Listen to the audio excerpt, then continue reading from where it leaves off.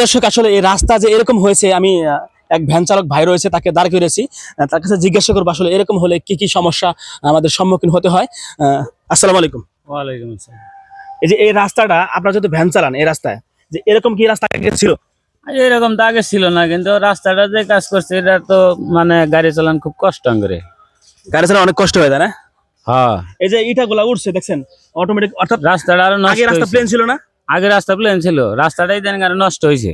মানে আগে রাস্তা প্লেন ছিল, এই রাস্তা নতুন করে তৈরি করাতে কিন্তু রাস্তার মানে ইট বা আপনারা যারা পাথর যাই বলেন না কেন এটা কিন্তু উঠে গেছে।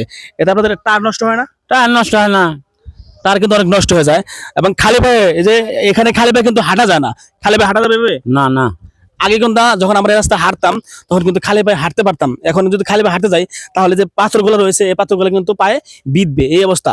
তো আপনি কি চান? এর সৌন্দর্য চাই।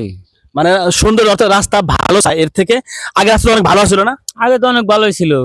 এই রাস্তা কিন্তু অনেক প্লেন ছিল, রাস্তাটা অনেক প্লেন ছিল রাস্তা। এই রাস্তা কিন্তু মানুষ খালি পায়ে হাঁটতে পারতো এবং টায়ারগুলো খুব নষ্ট কম হতো। কালকে যখন আমি আসলাম রাত্রিবেলা তখন কিন্তু এক রিস্কওয়ালা বা ভ্যানওয়ালা বলতেছে যে এই রাস্তা আগের থেকে অনেক নষ্ট করছে। সেক্ষেত্রে আপনি এই রাস্তাতে তো সমস্যা, অবশ্যই যারা এই কাজগুলো করছে তাদেরকে দেখা উচিত ছিল না? দেখা উচিত ছিল না। অবশ্যই কিন্তু দেখা উচিত ছিল, কারণ একটা মেন রাস্তার কাজ এইভাবে কি আর হয়?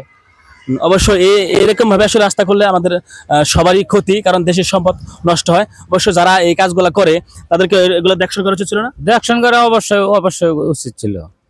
অবশ্যই উচিত ছিল, কারণ এই রাস্তা সমস্যা হলে এই সমাজ, দেশ এবং জনগণের অবশ্যই ক্ষতি। আপনি কি চান এগুলা? আমি সৌন্দর্য চাই। আপনি সুন্দর চান, অর্থাৎ সবার একটা রিকোয়েস্ট থাকবে যাতে মানে এই কাজগুলা ভবিষ্যতে করলে অবশ্যই ভালোভাবে করা হয়। ধন্যবাদ সকলকে। এই ভিডিওটা এত পরিমাণ শেয়ার করবেন যাতে সারা বাংলাদেশের মানুষ সহ বিশ্বের সমস্ত মানুষ এই ভিডিওটা দেখতে পারে। আপনাকে ধন্যবাদ। আচ্ছা।